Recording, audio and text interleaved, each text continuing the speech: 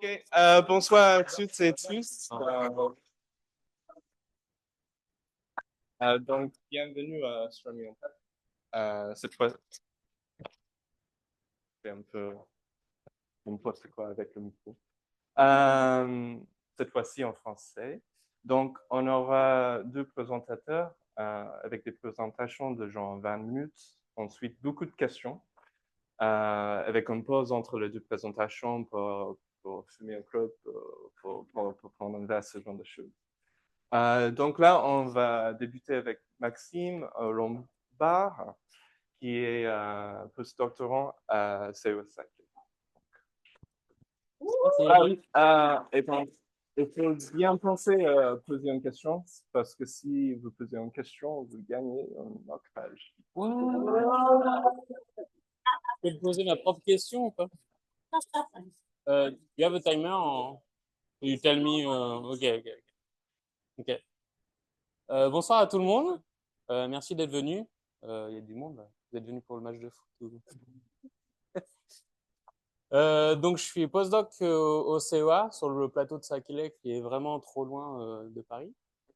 Et aujourd'hui, je vais vous parler un peu de l'histoire de la formation des planètes et vous raconter un peu pourquoi les grains de foncière sont importants dans ce processus de formation des planètes. Est-ce que ça marche? Ça marche pas?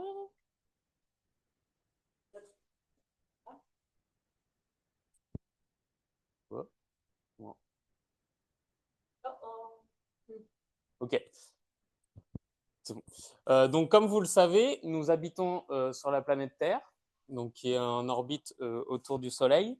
Mais il n'y a pas que la planète Terre autour du Soleil, il y a d'autres planètes, les planètes telluriques, donc on a Mercure, Vénus, Mars, et les planètes gazeuses qui sont Jupiter, Saturne, Uranus et Neptune.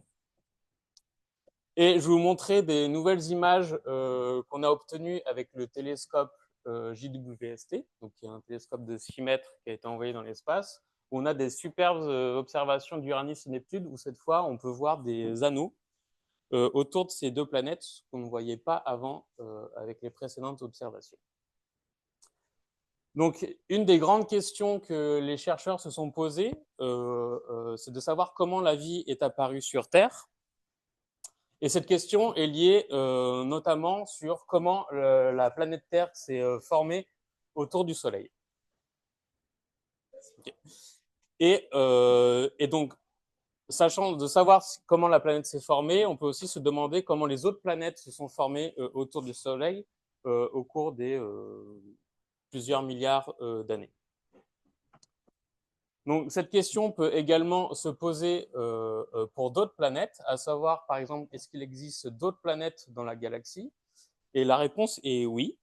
On a détecté à peu près plus de 7000 exoplanètes. Donc, exoplanètes, ce sont des planètes qui gravitent autour d'autres étoiles dans la galaxie, donc d'autres étoiles que le Soleil. Et ici, vous avez une illustration de plusieurs de ces planètes qui ont été détectées. Donc, il y a des tailles très variées et les couleurs illustrent un peu comment ces planètes sont chauffées par rapport à leur étoile haute. Donc, en rouge, c'est plus chaud et bleu, plus froid, donc selon la distance. Et la question qui se pose maintenant, grâce à ces nouvelles découvertes, de savoir est-ce qu'on va pouvoir trouver des exoplanètes habitables, à savoir si certaines exoplanètes peuvent accueillir les conditions pour avoir la vie sur ces planètes, enfin, la vie qu'on connaît, peut-être plusieurs sortes de vie.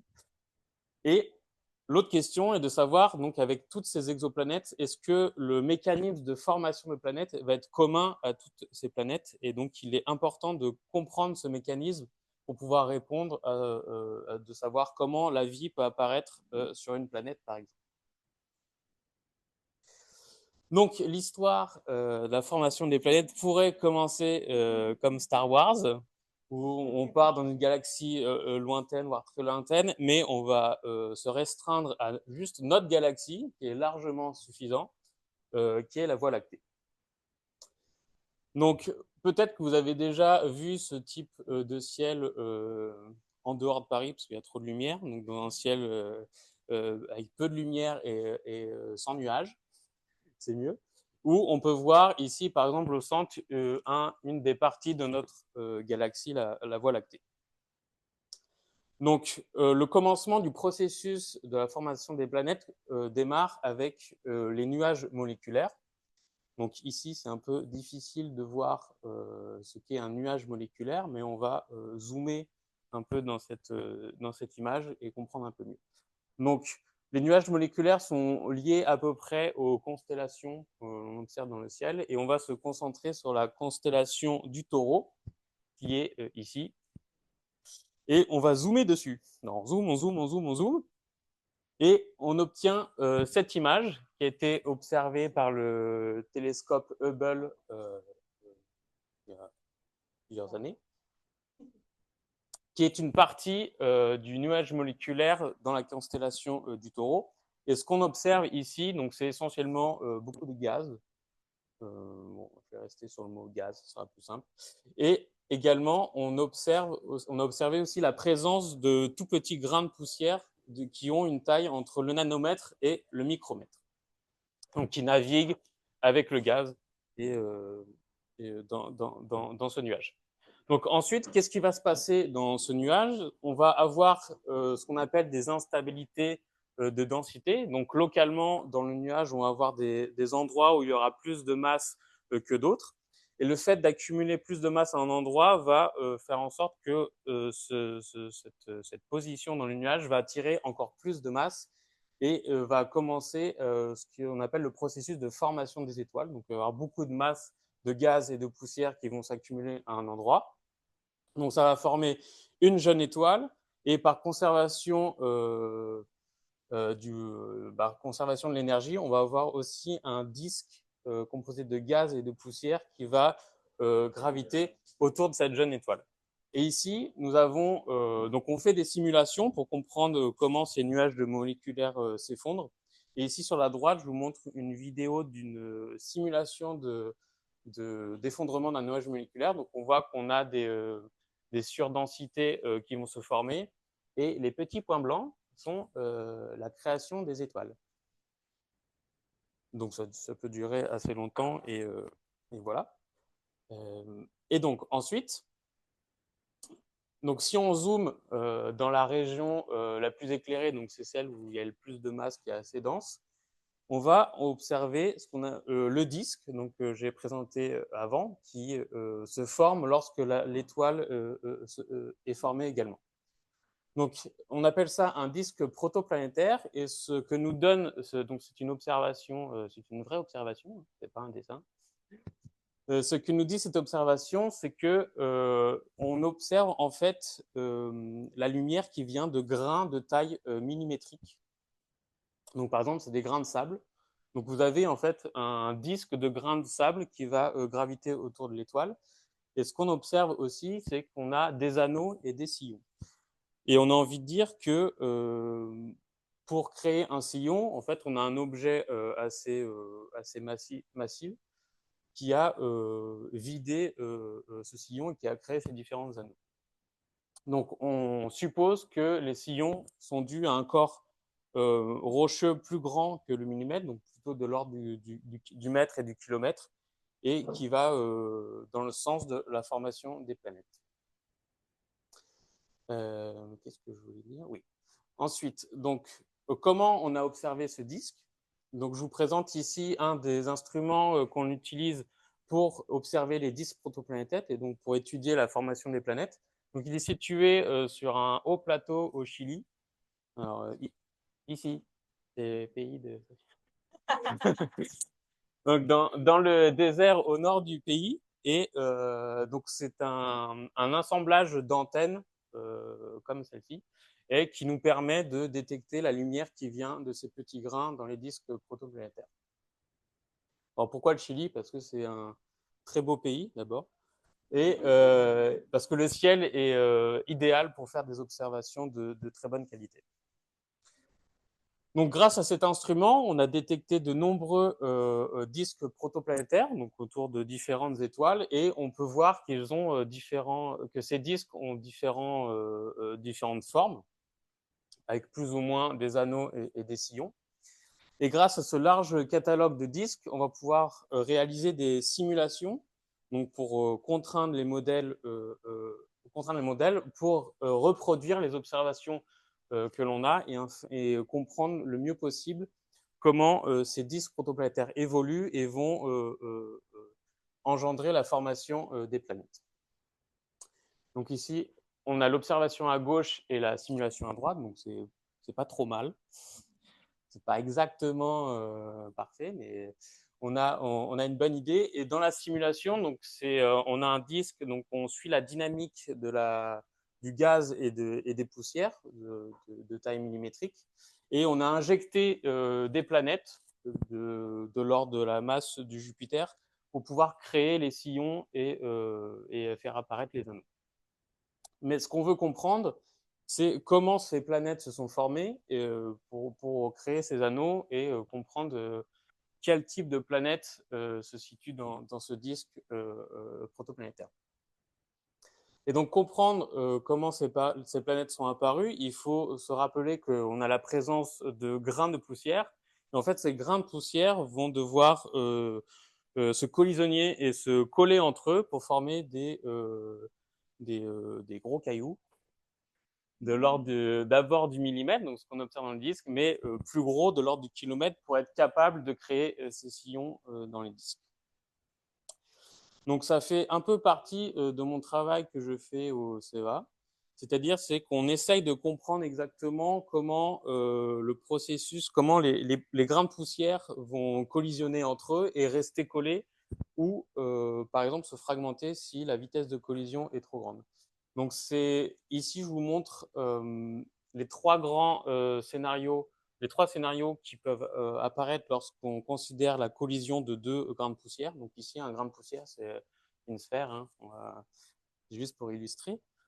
Donc on peut avoir la croissance, donc les deux grains collisionnent et restent collés entre eux, donc ce qui est favorable pour former les cœurs des planètes. Mais si la collision est à trop grande vitesse, on va avoir fragmentation. Donc cette fois, les deux grains vont se casser en petits bouts. Donc ça, on ne peut pas, parce qu'on ne forme pas les planètes avec ça. Et on peut aussi avoir des rebonds. Par exemple, si les deux grains sont très compacts, vous prenez deux billes de billard, elles ne vont jamais se coller. Donc c'est un peu l'idée de ce scénario. Et ici, on a une simulation donc, de collision pour étudier un peu comment les grains vont se coller. Et ici, on a vraiment des grains qui sont relativement réalistes, c'est-à-dire que ce ne sont pas des sphères, c'est plutôt des petits agrégats de poussière, ce qui semble être présent dans les disques, dans les observations du disque protoplanétaire. Donc, une fois qu'on comprend à peu près comment les grains de poussière gagnent en taille, donc vont croître jusqu'à former des corps rocheux de l'ordre de kilomètres. Ensuite, ce corps dans le disque, il y a toujours le gaz présent dans le disque. Et si le corps rocheux est suffisamment massif, il va commencer à accréter le gaz autour de lui, donc dans le sillon, et pour enfin former des protoplanètes. Donc on commence à avoir une planète avec un corps rocheux et une atmosphère avec le gaz qui va se former autour. Et ici, je vous montre une observation, alors deux observations du même disque protoplanétaire, donc qui est IM-LUP. Et donc ici, on a l'observation avec les antennes au Chili, là, où on observe les grains de sable. Donc on a cette observation. Et avec un autre télescope aussi au Chili, on a cette autre observation où cette fois, on a l'émission de tout petits grains, donc des grains plutôt de l'ordre du micrométrique, qui vont être sur la surface du disque. En fait, à partir de ces observations, on peut avoir un peu le profil d'un disque protoplanétaire, donc qui va être un peu évasé. Donc en fait, on a la surface ici, donc qui va être symétrique en bas. Et ce qu'on observe dans cette observation, donc c'est le dessus du disque et ici le dessous. Et donc ici, c'est plutôt une observation, donc on observe le profil de gaz qu'on a dans le disque protoplanétaire. Et ici, c'est plutôt donc on a les grains de sable. Et si on a des sillons, on peut considérer qu'on a un corps rocheux de l'ordre du kilomètre. Et donc ce corps rocheux est toujours baigné dans dans un environnement de gaz, et donc qui va pouvoir commencer à accréter le gaz et former la planète. Et ensuite, pour confirmer tous ces modèles et ces hypothèses, en 2018, on a eu l'observation de la première planète au sein d'un disque protoplanétaire, donc qui confirme que les disques protoplanétaires sont bien le lieu de naissance des planètes. Et ça a été fait, alors c'est toujours au Chili, hein, c'est formidable, grâce au Very Large Telescope, toujours dans le désert aussi, c'est mieux. Et donc, on a pu observer pour la première fois donc, cette planète ici, PDS 70b, qui est détectée à la fois détectée, la planète est à la fois détectée, mais aussi le disque autour. Donc, on a ici une première confirmation que les disques sont bien le lieu de naissance des planètes. Donc, si on résume, on peut dire qu'on comprend à peu près comment se forment les planètes. Donc, tout démarre avec le nuage moléculaire. On a des grains micrométriques, nanométriques. Ces grains vont grossir, donc ils vont collisionner et grossir jusqu'à atteindre une taille millimétrique qu'on observe dans les disques protoplanétaires, mais également vont grossir sur une plus grande taille pour atteindre les corps rocheux qui vont créer les sillons. Et ensuite, ces corps rocheux vont accréter le gaz pour former la planète. Sauf que quand on a toutes les observations, on se rend compte que à partir du disque protoplanétaire jusqu'à la détection de la planète ou la formation de la planète, il se passe 1 million d'années en moyenne. Or, 1 million d'années à l'échelle d'événements astrophysiques, c'est très court. Et c'est pour ça que beaucoup d'équipes travaillent encore sur comprendre tout ce processus, pour savoir, parce que ça nous montre que les planètes se forment rapidement dans les disques. Et pour l'instant, les modèles n'arrivent pas à répondre à ces questions, de savoir comment et dans quelles conditions les planètes vont se former rapidement.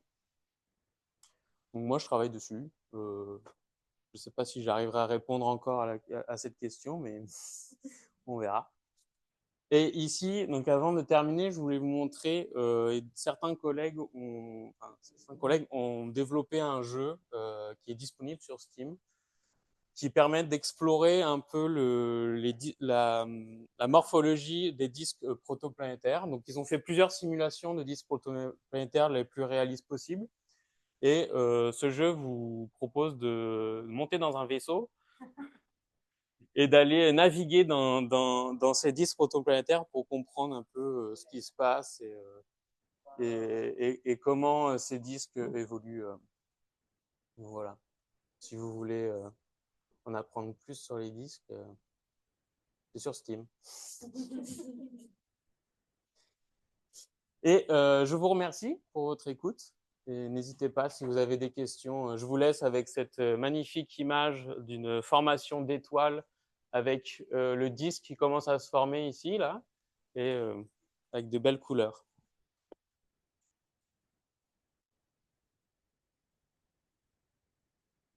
OK. Merci beaucoup pour cette super présentation.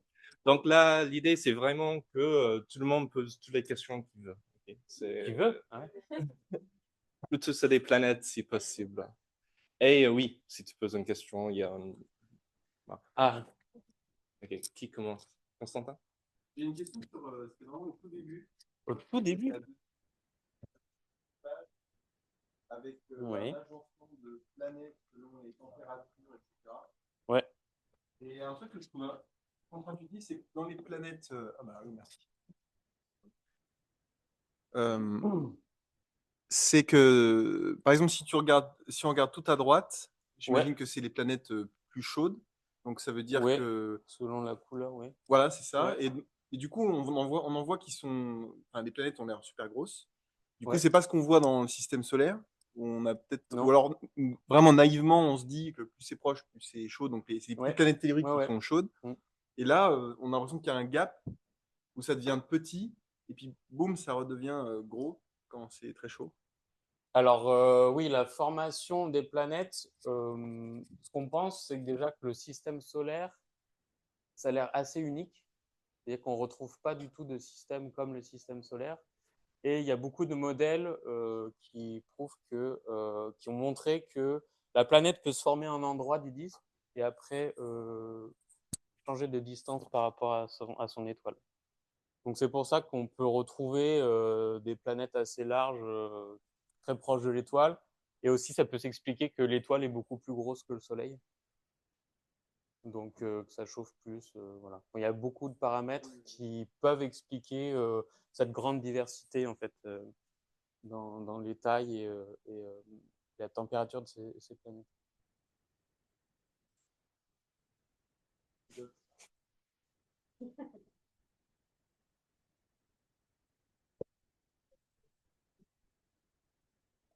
Une, hein. À propos de quand tu as dit que c'était parce qu'il y avait des sillons Oui. dans les disques protoplanétaires, ça voulait dire qu'il y avait des, je sais pas comment on appelle ça, des corps qui se formaient. Ouais. Et ma question est probablement naïve, mais ça pourrait pas être juste, par exemple, je sais pas, il y a une espèce qui se recombine à partir d'une certaine distance parce que la température diminue, et du coup, c'est pour ça qu'on a tout d'un coup une luminosité qui décroît rapidement. Est-ce qu'on pourrait expliquer les sillons avec d'autres phénomènes que la Oui. formation de gros corps? Oui. Alors, il y a eu des modèles qui peuvent expliquer les sillons. On a juste envie De croire que c'est ça? croire que c'est une Ok, planète. ok, non, mais c'est. Non, alors dans les autres catalogues, dans les autres images, alors il y a certaines observations où les sillons ont été reproduits, il me semble, uniquement avec des planètes. Donc, il y a pas, il y a, non. Ok. Pour l'observation d'avant, en fait, c'était la toute première en 2015 Mhm. qui est apparue. Et là, tout le monde s'est dit waouh, j'ai un modèle. Je vais te les faire, tes sillons, pas de problème. Donc, pour ce modèle, oui, il y a plein de modèles qui peuvent expliquer la formation des sillons sans planète, plein de processus physiques. Mais pour les autres observations, ce n'est pas forcément le cas. Donc, en fait, voilà, la présence de planètes crée facilement un sillon. Je peux poser une deuxième question? Pardon. Ouais. C'est une question sans cadeau. Il y a deux questions en une. Il y en a une, je pense que c'est parce que j'ai pas bien écouté, mais tu as expliqué qu'il y avait 1 million d'années d'écart entre les deux images. Je suis pas sûr d'avoir compris comment on arrive à estimer que c'est 1 million. On mesure l'âge de l'étoile. Ok, ok. Et donc la deuxième question, c'est les modèles, c'est quoi la prédiction? Enfin, je crois que tu as dit qu'il y avait un gap, mais pas exactement, mais quantitativement, c'est quoi le gap entre le 1 million d'années observées et ce que les modèles prédisent? Alors, que je me trompe pas, en fait, je pense qu'on n'est pas capable, avec les modèles, déjà de créer le cœur des planètes, enfin, le corps rocheux de 10 km en moins d'1 million d'années. On arrive déjà, enfin voilà, il nous manque, il y a des choses qu'on ne connaît pas, des processus qu'on ne sait pas encore et qu'on n'arrive pas à mettre en place pour former ce corps rocheux qui va ensuite engendrer la création du gaz et la planète. Je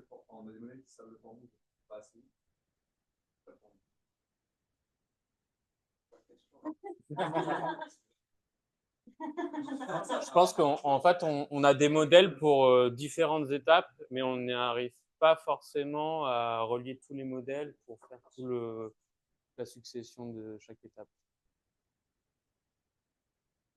Ok. Donc, ma deuxième question, c'était toutes les images que tu as montrées de disques protoplanétaires, elles ont été prises en interférométrie.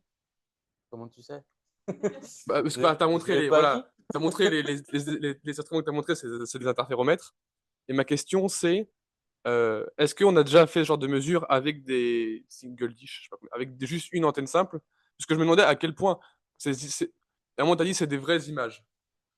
Je ne vais pas dire qu'elles sont fausses, mais en un sens, elles sont recréées, disons ça comme ça. Oui, oui. Donc je me demandais, est-ce qu'il ne pourrait pas avoir des effets systématiques ou j'en sais rien? Est-ce que ça a déjà été vu avec un single dish? C'était ma question. Avec un single dish. Ou alors est-ce qu'on est bien sûr que c'est. En fait, je suis pas sûr que tu puisses avoir les anneaux. En fait. Ok. L'interférométrie, tu as besoin de beaucoup d'antennes pour voir les petites variations Oui. spatiales. Avec un single dish, tu peux avoir une idée du disque, mais il va te manquer beaucoup d'informations. Ok. Mais avant les antennes, on faisait single dish. Ok. Donc voilà, on avait juste une idée, tiens, il y a un disque, il y a un peu plus que juste l'étoile. a un quota.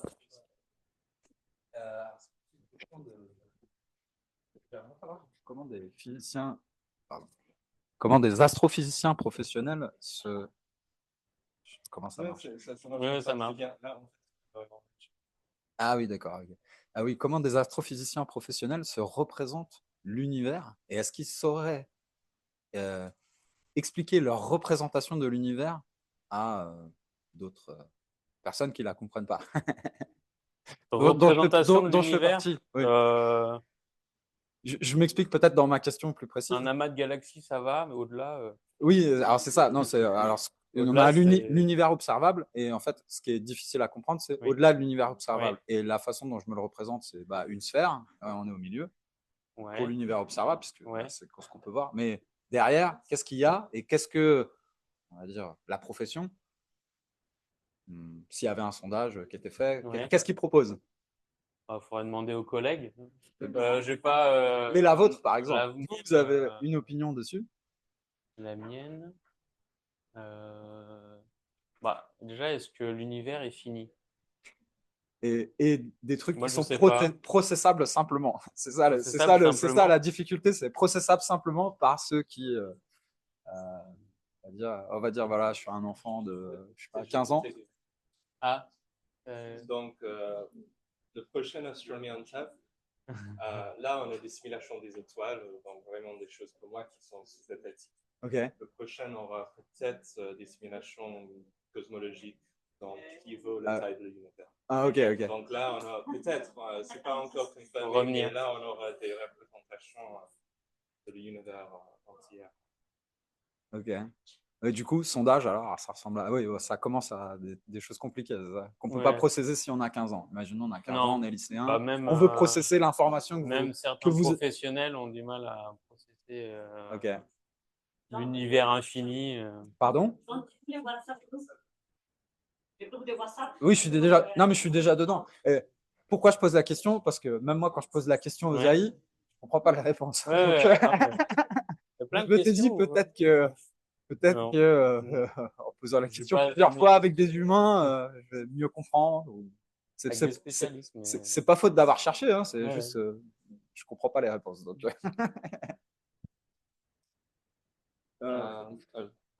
peut-être deux questions de plus, et après on prend une pause.